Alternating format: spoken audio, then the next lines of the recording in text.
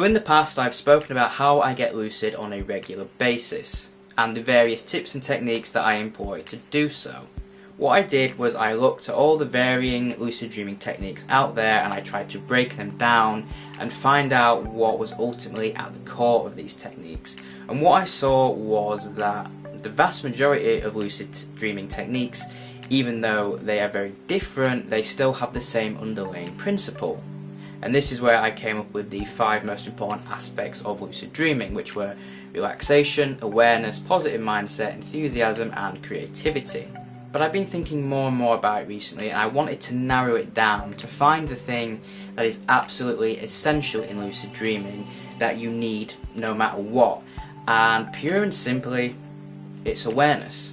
In my previous video I spoke about how even though I've been making frequent lucid dreaming content and engaging with people more on the subjects of lucid dreaming, I've actually had less lucid dreams this year, which to me didn't really make much sense, but I realised that my awareness and my focus was going into making videos, editing videos, uploading them, passing along that information, not necessarily on lucid dreaming, if you understand what I mean.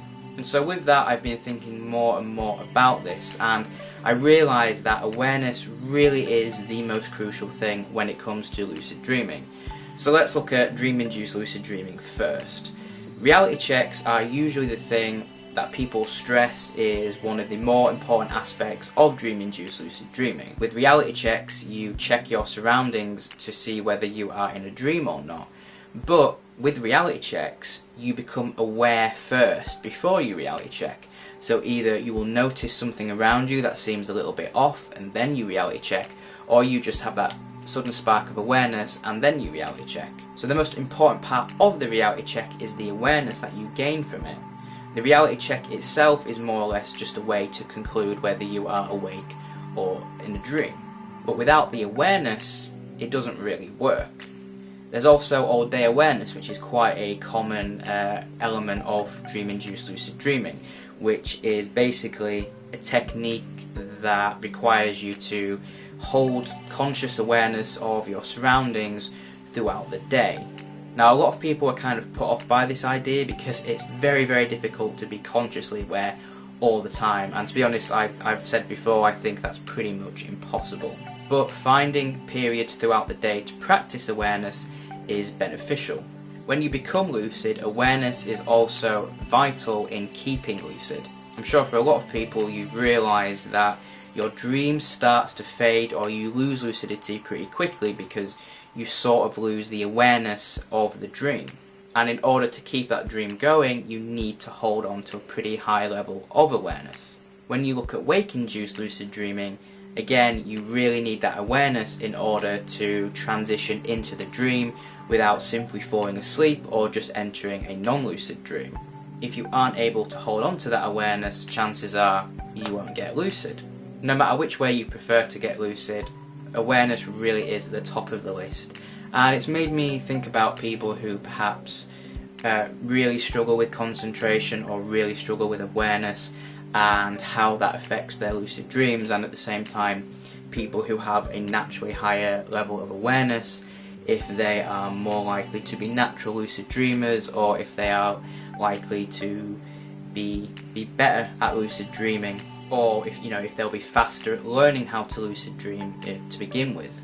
Now, something else I was kind of thinking of as well is, I suppose another word for awareness is mindfulness. Now, mindfulness is a word I kind of have a love-hate relationship with. It's becoming more and more common, particularly in like mental health circles as well. You hear about mindfulness a lot there and how being mindful helps with mental health. And obviously there's mindfulness meditation, which is typically, when people talk about meditation, that's typically the one that they mean.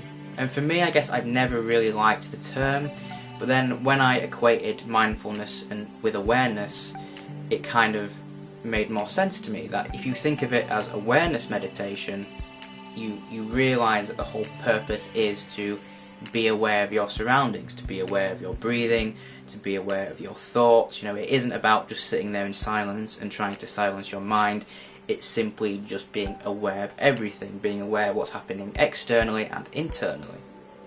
And so I've realised that mindfulness meditation or awareness meditation is quite important for lucid dreaming. It's a great way to help with lucid dreaming, and so I've been trying to do more and more of that.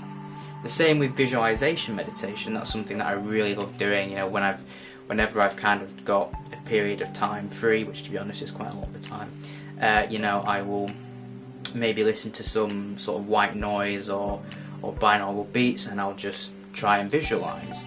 And you know, in order to do that, you kind of again have to have a pretty decent level of awareness, because it's, you know, it's very easy for your mind to just wander off and start thinking about something completely irrelevant.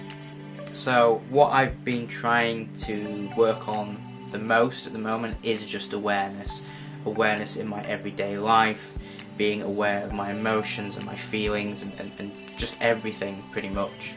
I suppose as well it's worth mentioning that supplements, you know, why supplements have a tendency to work is because a lot of those ingredients go towards improving cognitive functions, go towards improving concentration, which, you know, in turn improves awareness.